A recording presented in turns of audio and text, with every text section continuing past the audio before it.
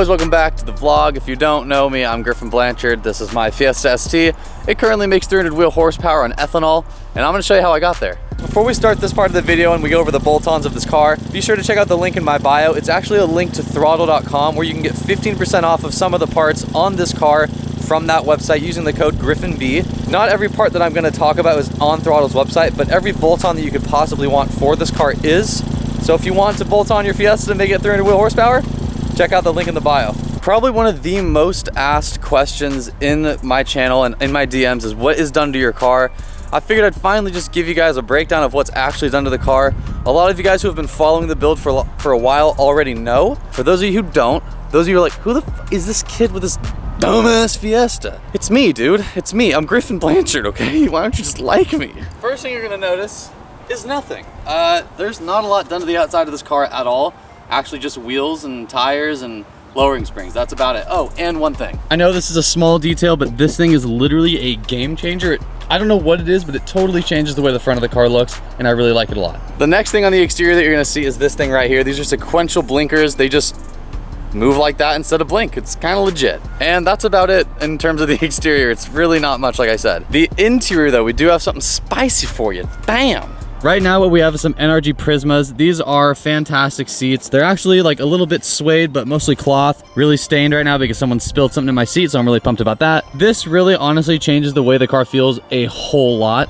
Mostly just because when you get inside of it, you don't really feel like you're in a Fiesta anymore. You kind of feel like you're in a race car. You sit way, way lower. You're way more bolstered than the stock seats and Recaros that would come with this car. And it just looks sick. It's bright red. I mean, how could you not like it? It's sick. It makes you feel like a race car. Now, you may notice there's nothing in the back of my car. That's because we're fully gutted. Well, by fully, I mean the rear seats are out. It's really not, all the plastic's still there, all the door cards and stuff. But I can't remember how much weight we actually lost with this. Someone did a calculation for me in the comments, which was like so cool. But I'm pretty sure it was upwards of 200 pounds with all the stuff in the spare tire. So pretty decent weight loss. Oh, you guys ready for this, man? It's crazy. Whoa, looks pretty much stock. All right. Although the engine does look stock, it's actually far from stock. Like I said, those of you that have been following the build for a long time actually know that already, but this is how I got to 300 horsepower. I'll tell you right now. So first up, we've got this Armaspeed Intake. This is full carbon fiber. It's pretty functional, obviously. I don't have the whole crossover and everything all the way to the downpipe, unfortunately, but I do have this intake, and honestly, I'm not really sure how much of a difference like a whole crossover would make. Next up, something that's kind of hidden, we have the intercooler from Whoosh. It's a Whoosh V3 intercooler front mount. This thing honestly dropped down my temps quite a bit in terms of when it comes to doing pulls.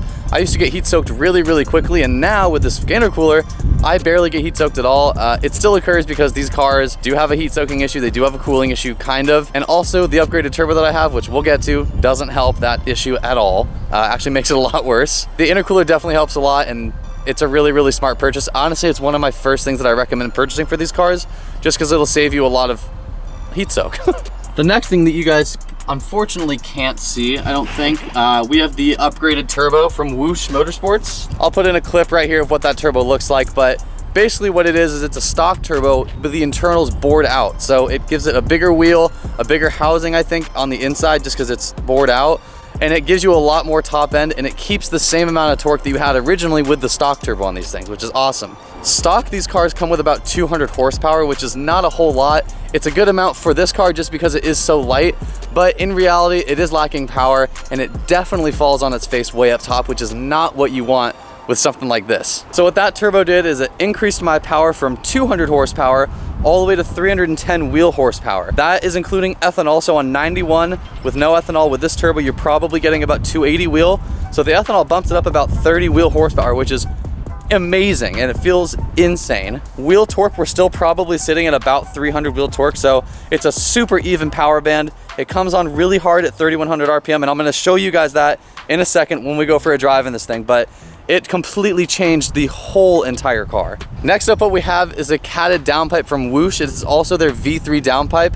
This thing is amazing. It opens up the flow a lot of the motor. It helps you spool a little bit quicker, and it honestly just sounds wicked as fuck. So that's really cool. I'll put in a clip of a sound clip right here.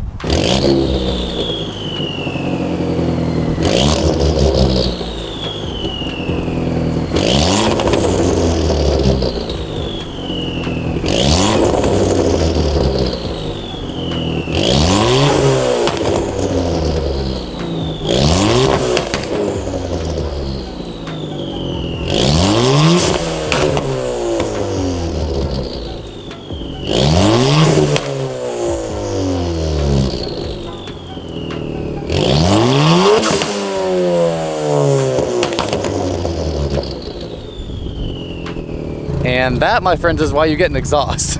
Super, super worth it in my opinion. If you are planning on going bigger turbo, it is definitely recommended that you at least get a catted downpipe, if not a catless downpipe if you're not in California. Overall, really what it does is it just changes the sound and opens up the flow a little bit more, so you're able to push more air through the motor and out the back of the car, allowing you to push more power. One of the perks of being gutted is you can film videos in the back of your car.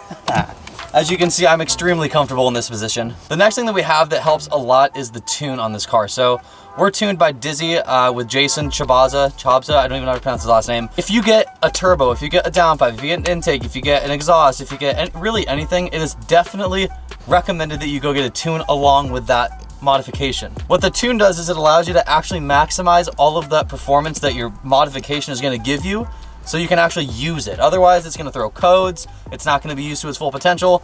So really a big part of making 300 wheel horsepower in this car is the tune. I hope that you enjoyed this position that I'm in, because I fucking can't breathe. Oh my God. Oh yeah, one more thing. I have upgraded rotors and pads. These are actually the rears that are not on yet. That's why you're gonna hear the brakes squealing like a bitch today. We have to get these on, that's coming soon. Oh God, my neck. Oh, it's just the fucking not worth it. Oh my God, on my legs. I'm pretty sure I covered everything. Let's go for an actual drive and I'll show you guys what this thing sounds like, what it accelerates like. Before we actually go for a drive, I would definitely encourage you guys to hit that like button, hit that subscribe button. I am getting a new 400Z in the next couple months here. The first one that comes out, dude, I'm getting it. I'm putting the deposit down, I'm putting the down payment down, I'm doing it, we're getting it, and we're gonna go crazy with that car. So be sure to like the video, hit the subscribe button, come back for more on this thing. I do videos weekly of it, and then soon videos bi-weekly of the 400Z. Another thing that I forgot to mention that I do have is the blow-off valve. So you can hear that little, that's the blow-off valve. That's a TurboSmart Shorty 50/50 compact dual port. And it sounds really, really good. I like it a lot. So now that we have 300 wheel horsepower, first gear and second gear are almost useless. As you can see here, it doesn't really grip much at all. It is hectic, but it is really, really fun. Third gear is where you really start to get moving. That's when you get traction for the most part. It still slips a little bit sometimes, but that's when you really start to get pushed back into your seat with this thing. Just to be clear, this is not a car that is gonna beat like, you know, fast cars. Like a Mustang 5.0 is probably maybe a pretty close race with this thing, but it's still not crazy. This is more a car built for the track, built for handling, which is what we are doing with this car very soon. So again, subscribe and like the video for that kind of stuff coming up. But I just wanted to make that clear. This isn't like the fastest car, but for what it is and how it feels and the way you sit in it and how light it is, it feels like it flies. Try and get some third gear for you guys here. We got a truck.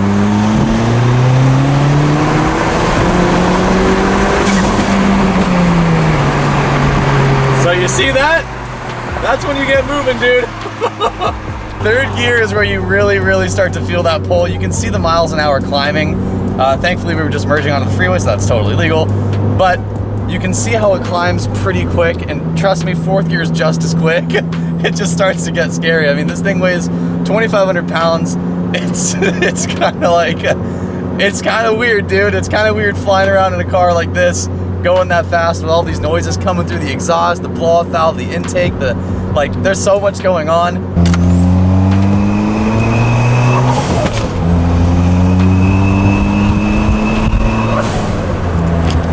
I apologize for the wind. It is just so windy today.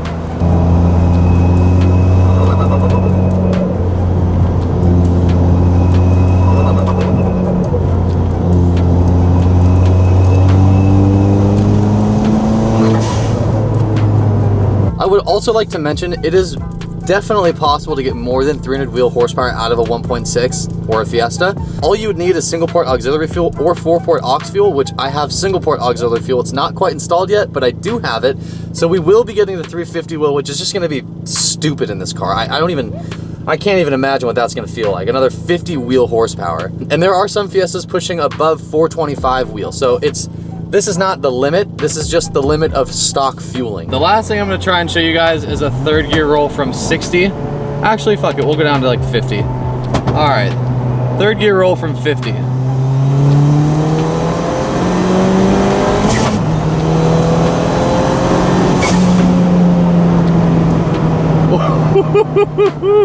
Alright guys, I hope you enjoyed the video for today. I hope you got some information out of it and hopefully gave you some direction on where you go with your Fiesta ST. If you do get some information, if you like the video, please consider actually liking the video and subscribing. I'm trying to get to 10,000 subscribers before I get the 400Z. I know that's a massive stretch because this car is almost done and all we have to do is some track days left and some minor bolt-ons, so I don't know what we're gonna do to get there, but if you do like this kind of stuff, subscribe, come back for more. I post once a week about this and soon about the 400Z and this. Thank you guys so much for watching. I appreciate it. I'll catch you on the next one. Join the Discord. The link is in the bio. Peace.